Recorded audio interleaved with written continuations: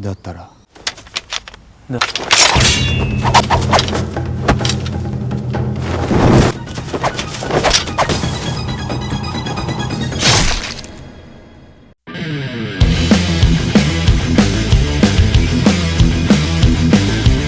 Hey yo brother and sister, kembali lagi di channelnya Cakdul.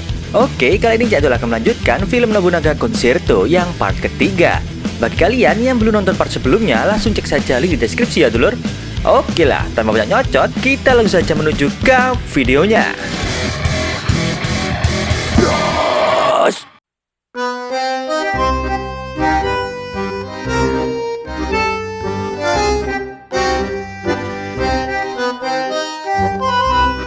Di menit awal kita melihat Nobunaga yang sedang asik bermain sumo. Lalu tiba-tiba Suneo datang. Dia memberi kabar bahwa pasukan Imagawa sedang menuju ke Owari dan akan melakukan penyerangan. Suneo juga berkata bahwa Imagawa membawa pasukan 45.000, sedangkan pasukan Oda jika dikumpulkan hanya 2.000 saja. Saat melakukan rapat, pasukan Oda sedikit bentrok karena Suneo menyarankan untuk tetap di kerajaan, sedangkan Katsui meminta untuk menyerang.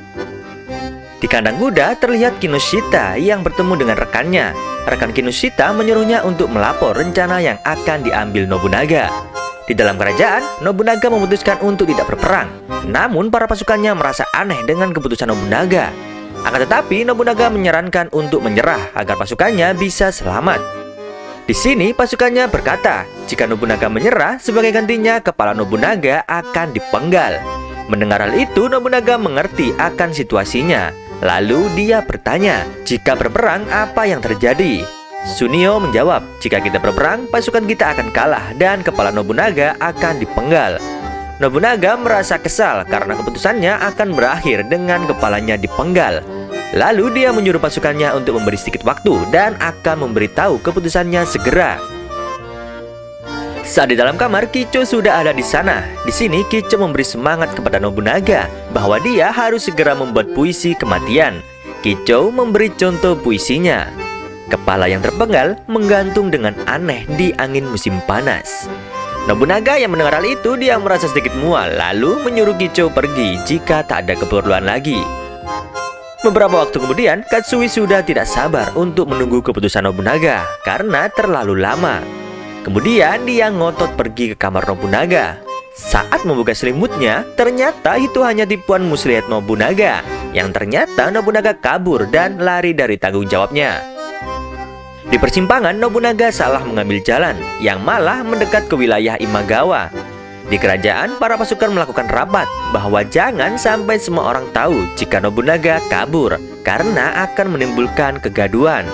Lalu Katsui menyuruh anak buahnya agar mencari Nobunaga dan melaporkan keberadaannya. Saat di perjalanan, Nobunaga tak sengaja menabrak salah satu warga yang membuat dirinya tak sadarkan diri.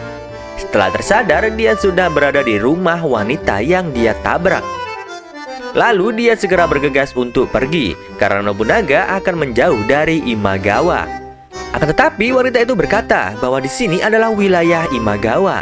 Mendengar hal itu, Nobunaga merasa kaget. Di kerajaan terlihat Kicho yang sudah penasaran dengan keputusan Nobunaga. Lalu dia mengetuk ruangannya. Di dalam ruangan, para pasukan bingung mendengar suara Kicho. Karena jika Kicho tahu jika Nobunaga kabur akan menjadi bencana. Akhirnya mereka berencana untuk mengelabui Kicho. Alhasil Suneo berhasil mengelabui Kicho dengan beralasan jika Moririn sedang haus wanita dan sedikit gila. 随分と静かだが。ここだけの命運がかかっておるのだぞ。お主わらわに嘘を。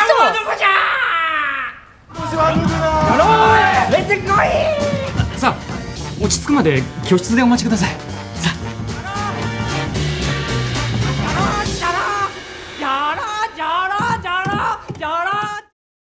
Di wilayah Imagawa, Nobunaga merasa kesal karena salah mengambil jalur. Lalu gadis itu menyuruh Nobunaga kabur melalui pintu belakang karena dia tahu bahwa Nobunaga adalah samurai dari Owari. Di sini Nobunaga bertanya kenapa gadis tersebut membantu musuhnya. Lalu gadis itu menjawab bahwa yang menentukan hal itu bukan dirinya, melainkan Imagawa. Mereka adalah warga biasa yang tidak membenci Owari dan mereka tidak melawan karena akan aman. Lalu Nobunaga berkata bahwa dirinya juga tidak menginginkan perang. Oleh karena itu, dia tidak bisa memberi perintah dan malah kabur dari kerajaan. Lalu tiba-tiba dia mendengar suara pasukan Imagawa. Di sini pasukan Imagawa meminta semua gadis agar keluar dan akan dibawa untuk menghibur Imagawa. Terlihat Nobunaga yang menahan gadis tersebut. Namun gadis itu tak bisa menolak perintah dari Imagawa. Setelah semua siap dan akan pergi, Nobunaga mencoba mengalihkan perhatian pasukan Imagawa. Dia meluncurkan petasan dan juga petasan asap. Lalu Nobunaga menyuruh mereka agar segera lari. Akan tetapi mereka semua tidak ada yang lari dan Nobunaga juga terciduk oleh pasukan Imagawa. Saat akan dieksekusi, salah satu bawahan Nobunaga menyamar dan berkata bahwa Imagawa menyuruh pasukannya kembali. Kemudian Nobunaga merasa lega karena para gadis tidak jadi dibawa pergi. Namun para warga malah memarahi Nobunaga karena ulahnya Imagawa tidak akan memaafkan warga di sana. Lalu gadis yang bernama Oharu memberitahu semua warga jika dia adalah Oda Nobunaga karena dia berkata bahwa Nobunaga lari dari kerajaan dan memerintah pasukan. Para warga pun menahan Nobunaga karena mereka yakin jika membawa kepala Nobunaga mereka akan diampuni oleh Imagawa. Di sisi lain, salah satu bawahan Nobunaga kembali ke desa tersebut. Namun dia melihat bahwa Nobunaga akan ditahan dan besok dia akan dipenggal. Mendengar hal itu, dia segera kembali dan melapor kepada Katsui. Di kerajaan, semua orang sedang gaduh karena mengira keputusan Nobunaga adalah bertahan di kerajaan. Lalu Katsui berencana untuk meredakan kegaduhan tersebut. Saat membuka pintu, ternyata Kicho sudah berada di sana dan mendengar bahwa Nobunaga sudah kabur. Di sisi lain terlihat Kinoshita yang mendengar obrolan mereka. Lalu dia segera memberitahu informasi kepada rekannya. Setelah itu, Kinoshita menghampiri pasukan di depan gerbang dan dia berkata bahwa dia mendengar kalau Nobunaga melarikan diri. Di dalam kerajaan, semua bawahan Nobunaga kena marah kicau. Lalu mereka semua berjanji akan membawa Nobunaga kembali. Beberapa waktu kemudian, mereka mendapat kabar bahwa Nobunaga akan dieksekusi besok. Hari berganti malam. Di sini Imagawa mendapat pesan bahwa Nobunaga sudah melarikan diri. Di kerajaan, Sunio menyuruh pasukan agar bersiap karena Nobunaga sudah menjadi tawanan. Akan tetapi semua pasukan tidak ada yang mau menolong karena mereka semua tahu jika Nobunaga kabur dan meninggalkan mereka semua. Akhirnya keadaan pun menjadi gaduh. Di dalam kamar, Kicho mendengar keributan dan sorokan para pasukan. Jika Nobunaga kabur, mereka tidak akan menolongnya. Nobunaga pengecut, tuan yang tidak berharga. Di sini Kicho berkata ke pasukannya bahwa Nobunaga orang yang pengecut, orang yang bodoh, namun dia adalah orang yang bertindak di saat yang tepat. Walaupun dia sering merengek, dia tetap berjuang. Oleh karena itu, kalian semua harus yakin dengan Nobunaga. Mendengar perkataan Kicho, mereka semua pun tersentuh. Dan pasukannya kembali bersatu. Tiba di hari eksekusi. Di sini Nobunaga sudah siap untuk dieksekusi. Lalu kepala desa berkata bahwa semua ini demi kelangsungan hidup warga di sini. Oleh karena itu, matilah demi warga di sini. Saat akan dipenggal, Nobunaga menghentikannya dan dia ingin untuk mengucap puisi kematian. Setelah membaca puisi, kepala desa melanjutkan eksekusinya. Namun para pasukan Nobunaga datang dan berhasil menghentikannya. Mereka semua pun memulai untuk menyerang penduduk di sana. Akan tetapi Nobunaga berhasil menghentikan ambukan pasukannya. Dia berkata bahwa warga di sini bukanlah musuh kita. Setelah kejadian semua ini, Nobunaga meminta maaf kepada Suneo karena dirinya melarikan diri. Di sini Nobunaga bertekad untuk berjuang kembali dan dia akan menolong warga yang menderita, seperti Oharu. Saat akan kembali, dia membaca bukunya. Di situ tertulis bahwa Imagawa akan kalah dengan Nobunaga di daerah Okehazama. Kemudian Suneo memberitahu bahwa Okehazama berada di balik bukit tersebut. Setelah berada di atas, mereka melihat pasukan Imagawa yang begitu banyak. Di sini Nobunaga berkata, jika kita menyergap Imagawa, kita akan menang dalam peperangan ini. Namun Sunio menjawab, jika kita tak tahu posisi Imagawa berada, penyergapannya akan sia-sia. Nobunaga pun bingung karena mereka tak ada yang tahu posisi Imagawa. Lalu tiba-tiba para warga datang dan akan membantu Nobunaga untuk mencari posisi Imagawa. Kepala desa juga mengatakan akan mempercayakan masa depan desanya kepada Nobunaga. Hari berganti malam. Di sini Imagawa terlihat senang karena besok mereka akan menghancurkan kerajaan Owari. Saat mereka berpesta, warga desa datang. Mereka bertujuan untuk menghibur Imagawa di dalam pestanya. Disinilah rencana dimulai. Di sisi lain, terlihat Nobunaga dan pasukannya sudah bersiap. Setelah menunggu, mereka melihat kembang api yang muncul. Disitulah tanda keberadaan Imagawa. Kemudian Nobunaga memerintahkan pasukannya untuk menyerang dan membunuh Imagawa. Di camp Imagawa, dia terlihat senang dengan hiburannya. Namun tiba-tiba dia mendapat kabar bahwa pasukan Nobunaga datang untuk menyergap. Akhirnya para pasukan Nobunaga berhasil mengalahkan Imagawa. Di kerajaan, mereka semua sudah mendengar kabar bahwa pasukan Nobunaga berhasil mengalahkan Imagawa. Mereka semua pun senang mendengarnya. Namun Kinoshita yang mendengar hal itu, dia kaget karena Nobunaga berhasil mengalahkan Imagawa. Di kamar, Kicho juga sempat khawatir dengan Nobunaga. Namun Nobunaga bisa melewatinya. Setelah kepulangannya, Nobunaga meminta maaf kepada Kicho karena sudah melarikan diri. Namun kali ini Kicho memaafkannya. Akan tetapi jika dia melarikan diri lagi, Kicho yang akan memenggal kepalanya. Di keesokan hari, Nobunaga sedang memperingati kerjasama dengan Motoyasu. Di sini Motoyasu meminta maaf karena sudah berada di barisan Imagawa. Dan hari ini dia akan melayani Nobunaga dalam segala hal. Lalu dia juga mengganti namanya menjadi Ieyasu. Mendengar nama Ieyasu, Nobunaga menyuruh pasukannya agar memperhatikannya karena nama Ieyasu akan terukir di dalam sejarah Jepang. Mendengar sanjungan Nobunaga, dia berkata bahwa akhir-akhir ini dia sering memperhatikan perempuan, mulai dari kakinya, leher, hingga dadanya. Namun jika Nobunaga menghargainya, dia akan memulai lembaran baru dan akan melayani Nobunaga. Nobunaga yang penasaran dengan Ieyasu, dia mencari bukunya, namun dia tak menemukannya. Kemudian tiba-tiba dia dikagetkan dengan seorang gadis. Namun Nobunaga masih bingung. Akan tetapi Sunio yang kebetulan di sana, dia memberitahu jika dia adalah Oishi, adik perempuan Nobunaga. Mendengar hal itu, Nobunaga sangat senang karena dirinya ingin mempunyai adik perempuan. Setelah itu, Nobunaga mengajak Oishi untuk bermain bola. Di satu sisi, Kicho melihat hal itu dan dia juga tahu bahwa yang mengajak Oishi ke sini adalah Sunio. Sunio berkata jika dia ingin melihat Oishi bahagia karena dia tahu Oishi akan senang melihat Nobunaga yang sekarang. Saat bermain, Oishi tak sengaja melempar bola sangat jauh. Lalu Nobunaga bergegas untuk mengambilnya. Saat akan mengambil, terlihat Kinoshita yang mengambil bola itu dengan cepat. Di sini Nobunaga tersanjung melihatnya. Saat akan kembali, Kinoshita bertanya tentang pertama kali dirinya berperang saat Nobunaga menjadi pemimpin perang yang akan menangkap jenderal musuh di sebuah desa. Dan apakah Nobunaga ingat apa yang dia lakukan? Namun Nobunaga tak mengingatnya dan pergi meninggalkan Kinoshita.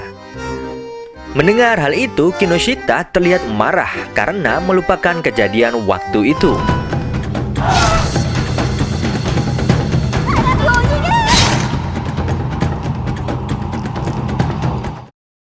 Di kerajaan, Nobunaga ingin membuat negerinya menjadi damai agar tidak ada lagi warga yang kesusahan. Namun dia masih bingung untuk memulainya. Dia pun bertanya kepada pasukannya bagaimana cara untuk memulainya. Mereka menjawab bahwa Nobunaga harus ke ibu kota kekaisaran, yaitu Kyoto. Namun untuk pergi ke sana harus melewati daerah musuh, yaitu kerajaan Mino. Nobunaga kembali bingung karena harus berhadapan dengan Yoshitatsu. Akan tetapi pasukannya memberi informasi bahwa Yoshitatsu sudah mati dan sekarang diganti oleh Tatsuoki. Mendengar hal itu, Nobunaga berkata bahwa dia akan meminta tolong kepada Tatsuoki agar membiarkan kita lewat. Namun Kicho menyangkalnya karena Tatsuoki lebih temperamen dibandingkan Yoshitatsu. Kemudian Sunio juga berkata bahwa kehadiran pria di Mino membuatnya semakin kuat. Dia adalah Hanbei, sang ahli strategi perang. Dan juga Hanbei setara dengan 100.000 pasukan. Oleh karena itu, kerajaan Mino menjadi tak terkalahkan semenjak kedatangan Hanbei. Kemudian, Nobunaga memiliki ide bahwa sistem ini seperti sepak bola. Dia menyuruh pasukannya agar Hanbei berada di pasukan kita. Namun itu semua mustahil karena Kicho memahami Hanbei. jika dia adalah orang yang sangat setia. Namun tiba-tiba mereka mendapat kabar bahwa Hanbei ingin menemui Nobunaga. Di sini Hanbei meminta agar bisa melayani Nobunaga karena dirinya sangat terkesan oleh Nobunaga karena berhasil mengalahkan pasukan besar Imagawa dengan bermodal pasukan sedikit. Nobunaga pun merasa senang dengan kehadiran Hanbei karena mereka akan berhasil mengalahkan kerajaan Mino jika bersama Hanbei. Namun Hanbei berkata bahwa klan Oda tidak akan bisa menang karena ada seorang pengkhianat di pasukannya. Lalu Hanbei memberikan peta kerajaan Owari, di mana peta tersebut berada di kerajaan Mino. Maka dari itu Nobunaga harus segera menemukan pengkhianatnya yang memberi peta tersebut. Namun mereka semua tak mempercayainya dan menuduh Hanbei yang menyelinap di kerajaan Owari karena dia tak memiliki bukti. Lalu mereka berniat untuk memenjarakan Hanbei. Akan tetapi Nobunaga keberatan karena pasukannya juga tak memiliki bukti. Namun Hanbei tak masalah dengan itu jika membuat pasukannya puas. Di sisi lain terlihat Kinoshita yang sedang mengingat kejadiannya. Lalu dia didatangi oleh rekannya. Di sini dia bertanya tentang rencananya. Kemudian Kinoshita menjawab jika dirinya akan menjadi bawahan dan menaikkan pangkat untuk menjadi tangan kanan Nobunaga. Kemudian Kinoshita akan mulai merebut kebahagiaan Nobunaga. Akan tetapi rekannya bertanya tentang musuh Imagawa. Namun Kinoshita tak mau tahu.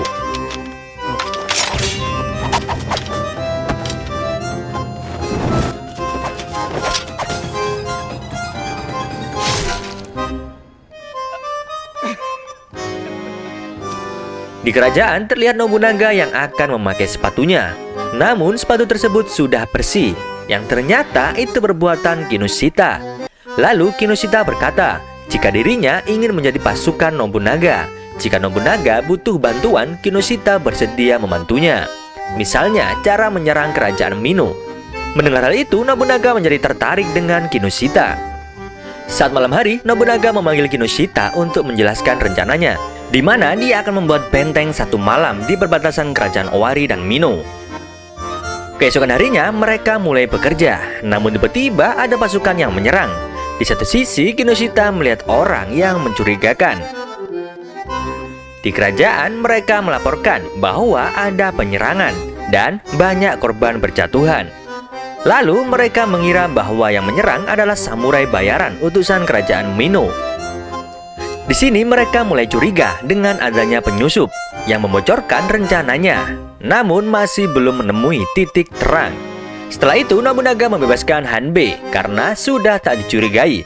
Di kerajaan Mino, Tatsuoki terlihat senang karena Hanbei sudah membuat Nobunaga lengah.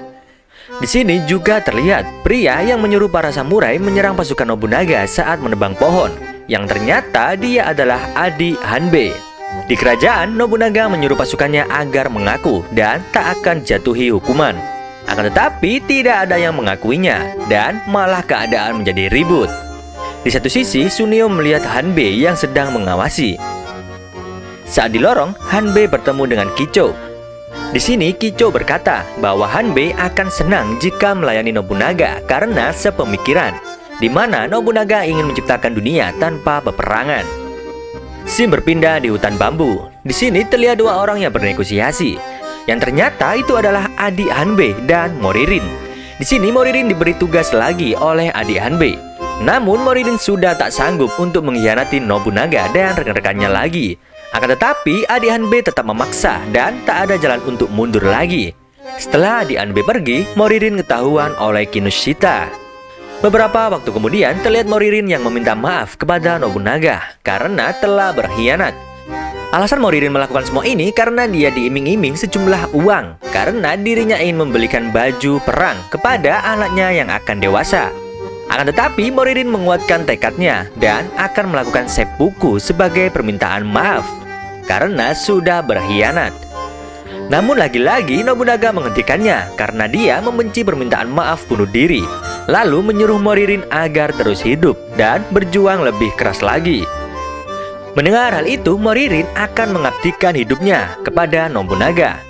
Lalu Nobunaga menyuruh pasukannya agar melanjutkan rencananya karena tidak ada lagi pengkhianat di antara kita. これで森殿も生涯信長様に命を捧げることでしょう。モリリン死んだら子供たち俺たちのこと憎むと思うんだよね。戦のない世の中作るって言ってんのに俺がそれじゃダメだよね。 Saat malam hari, Nobunaga menemui Kicho. Di sini dia berkata bahwa Hanbei tidak percaya jika Nobunaga akan membuat dunia yang damai. Mendengar hal itu, Kicho menyadari bahwa Hanbei sudah menyerah dengan impiannya. Kicho berkata, jika Hanbei dulu sering berkata untuk menciptakan dunia yang damai. Namun, adiknya selalu menolak dan menganggap itu hanyalah mimpi.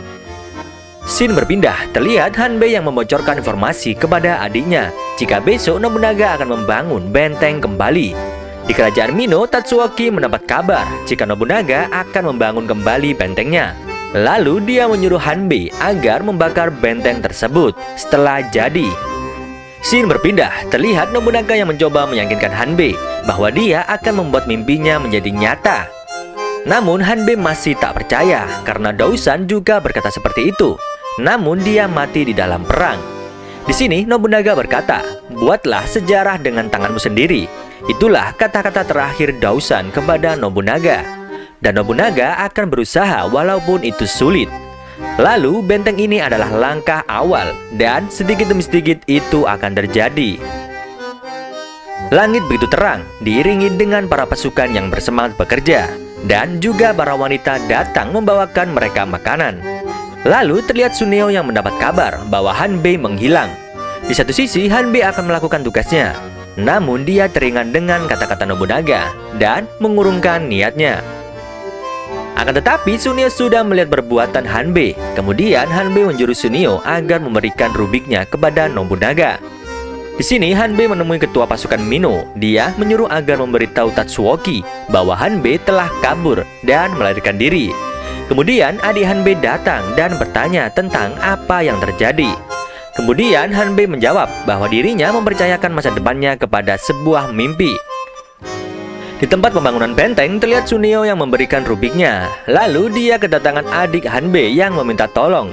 Di sini dia meminta Nobunaga agar membantu menyelamatkan Hanbei karena Hanbei telah ditangkap oleh pasukan Mino. Lalu Kinoshita berkata bahwa Hanbei adalah mata-mata kerajaan Mino dan adik Hanbei adalah orang yang menerima informasi dari Moririn. Dan gejolak yang terjadi di kerajaan Owari adalah perbuatan Hanbei. Namun Suneo berkata bahwa dia melihat Hanbei akan membakar benteng ini. Akan tetapi dia mengurungkan niatnya. Bahkan dia sudah siap mati.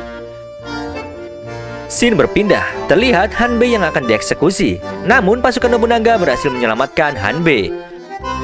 Lalu Nobunaga berkata bahwa sedikit demi sedikit kita akan melewatinya, walaupun itu sulit. Mendengar hal itu, Hanbei merasa senang dan akan melayani Nobunaga selamanya.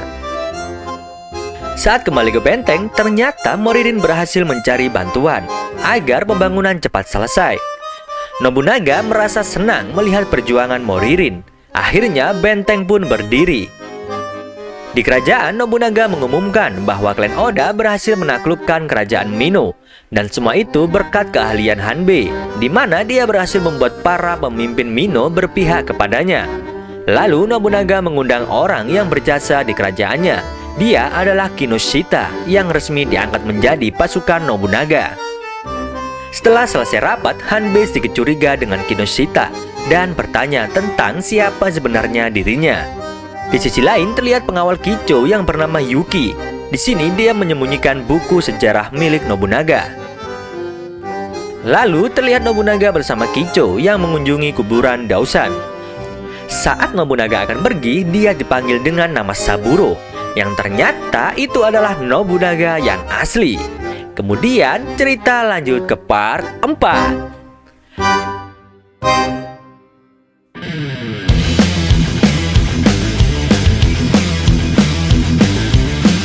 Terima kasih sudah menonton video kali ini sampai habis. Jangan lupa untuk selalu pantengin terus channelnya Cadol ya dulur, agar kalian tak ketinggalan dengan video kami yang terbaru. Di sini Cadol undur diri. See you next